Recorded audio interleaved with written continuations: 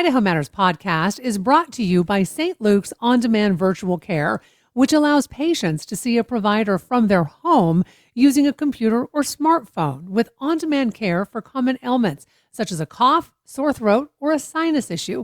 More information at stlukesonline.org. Idaho Matters is taking a deep dive into the loss of farmland here in the Gem State. Are you a farmer? What challenges do you face as farmland shrinks in Idaho? We want to hear your story. Email us at idahomatters@boisestate.edu or leave us a voicemail using the Talk to Us feature in the Boise State Public Radio app. And then listen to our series on farming called Land and Legacy. Episodes available on Monday afternoons in the Idaho Matters podcast feed. More Idaho Matters right now from the studios of Boise State Public Radio News. I'm Gemma Gaudette. Fly fishing isn't usually the first thing that comes to mind when you think about how to support the men in your life with cancer, but one nonprofit is using it to do just that. For more than a decade, Idaho to Fly has been hosting free fly fishing retreats for men facing cancer, offering not just an escape, but a way to connect with others going through a similar experience. So joining us now is Chris Preston. He is a board member and a retreat facilitator for Idaho to Fly. Chris, welcome to the program. Oh, well, thank you so much. We appreciate the opportunity to inform people about what our group does. So for folks who aren't familiar with your nonprofit, can you start out by telling us a little bit more about it and how it got started? Sure. We started a little over 12 years ago. The driving force was a doctor in town, Dick Wilson, an attorney, David Lombardi, Bob Calhoun, a doctor, some other guys who realized that men aren't really great about sharing their feelings all the time, have trouble dealing with cancer, feeling alone. So they came up with the idea of, we'll take folks away for a weekend. We'll take them in someplace pretty up in the mountains, and then we'll have some discussions about their cancer and then take them fishing to relieve the burden of what they just went through in their discussion groups. And it has worked out really well. Making the men realize, hey, you're not alone in this journey. So it's really been a good role model. We started doing just one retreat a year. Now we're up to 6 retreats a year. We have many other activities for the men so that they realize they're part of a fraternity they never wanted to join. And they have brethren in this that they never expected to have. So can you talk to us a little bit more about the retreats themselves? Because it's a 3-day retreat. So what happens during that? And why is fly fishing such a powerful tool for healing? Well, it's a powerful tool because you're out in nature and it gives you a chance to reconnect with nature, forget for a few minutes, for an hour or two, that what you have could be life-threatening.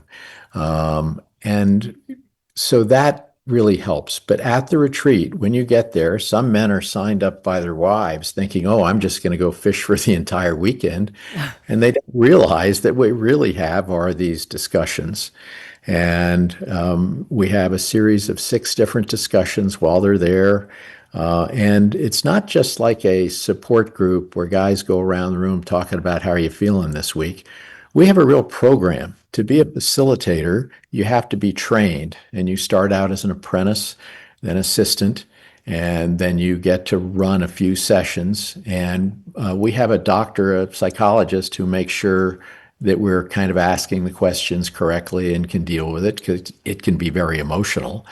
But there's a real program of what we do in the first session, the questions that we ask. We get the men thinking about their cancer and about how they can relate to one another. And then they can go fishing. Our fishing friends or other volunteers, they take them on the river, and it's just, hey, guys, all we're going to do is fish. You don't need to talk about cancer unless you feel compelled to, and most of them don't say much.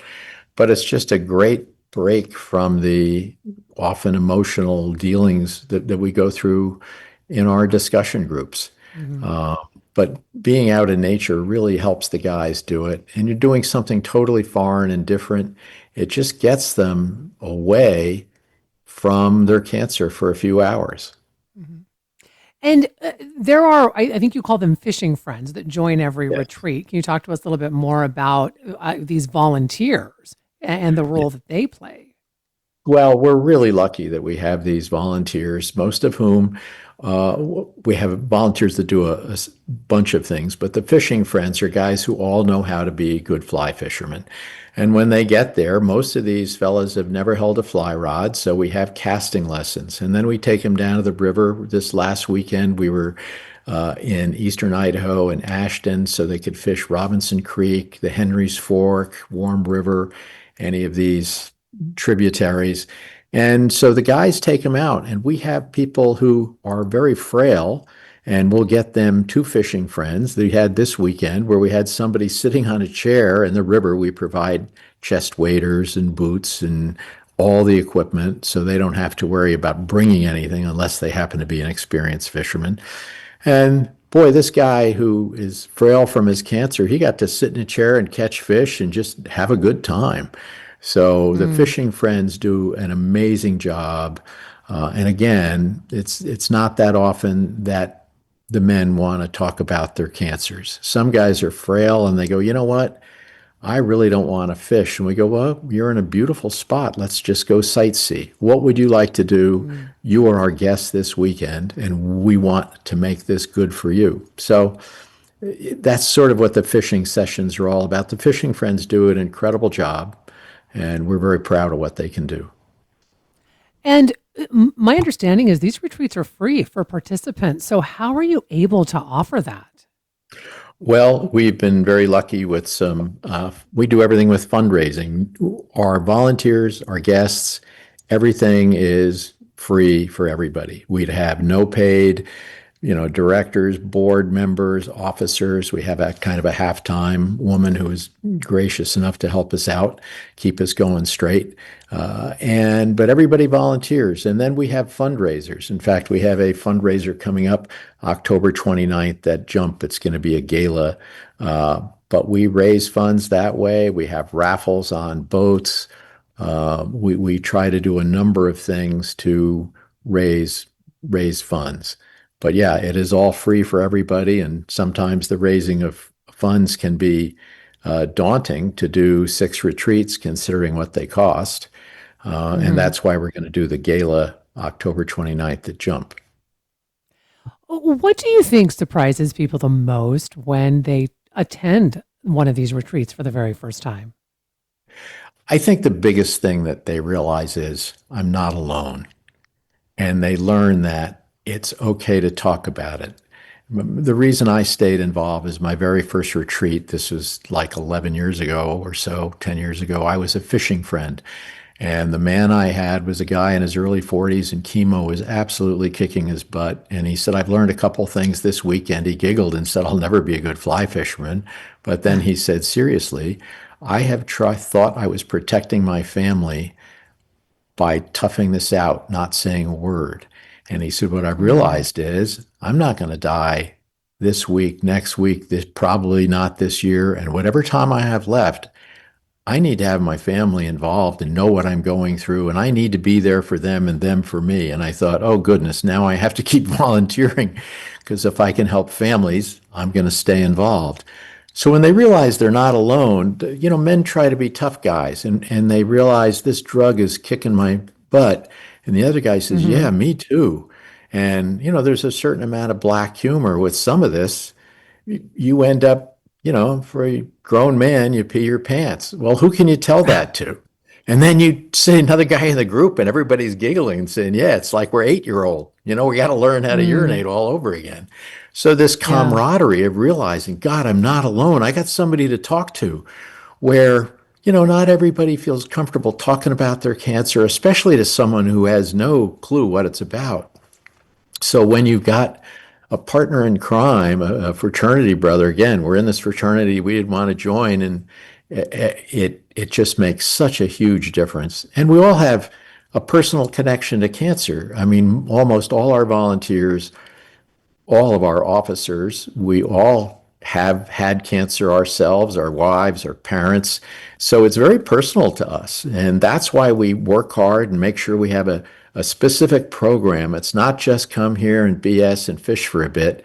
It's no, you're going to realize you're not alone. There are other people who can help you. And hopefully we'll give you mechanisms when you get home that will make it easier for your family and for you to deal with your cancer. Mm. And beyond the retreat, you also have a host of other activities. Can you talk to us a little bit about those as well? Yeah, we're very lucky. We have art classes, photo classes. We have a fly fishing 101. So if guys really want to learn how to fish, we have fly fishing 101. We have casting clinics to show you how to fish. We always go out to a baseball game, and then we do fishing days in town. And there's a sturgeon pond over on the border of Idaho, which is so much fun to go to. We take all the guys over there and fish. We have coffee gatherings every 2 weeks on Wednesday and Saturday. We have this buddy program where, you can stay in touch with these other guys so that they realize they're part of this community. And as your cancer progresses for the better or for the worse, you have somebody there to help you. We've also had retreats for men whose cancer has gone the wrong direction, but they want to get together to get more mechanisms on how they should deal with the cancer. We've had a retreat for those fellas, which can be very emotional knowing where they're at. But there's a lot of things that are real surprising. At one of our retreats, the guys who are most frail as facilitators are saying, God, those guys are really frail and the weather's turned crummy. And we look outside and the first guys who are ready to go fish are the guys who are frail going, hey, dude, but my last chance, I'm going, So it's very gratifying to be part of this group when you realize you're helping the men, you're helping families, and to see that it works. Well, and isn't that the case, right? It's that domino effect where if you can help these men make connection, right? Because as we know, that is, I think, difficult for a lot of men within our society, that by making that connection, you are impacting so many other people, right? It's every person in their family as well, I would think.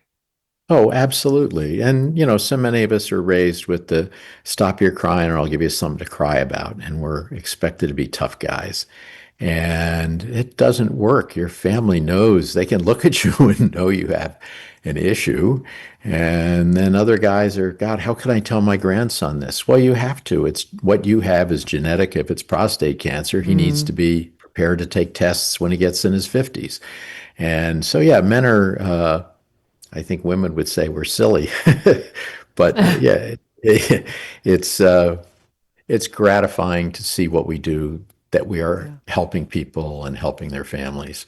And at the retreat, some of the discussions can be very difficult. One of the questions we ask, which at times can enrage some of the guys, is, has there been a silver lining to you getting cancer? And some guys go, how can you even, dare to ask that question? And we have them think about it overnight. And they go, well, you know what? I've gotten really closer with my family.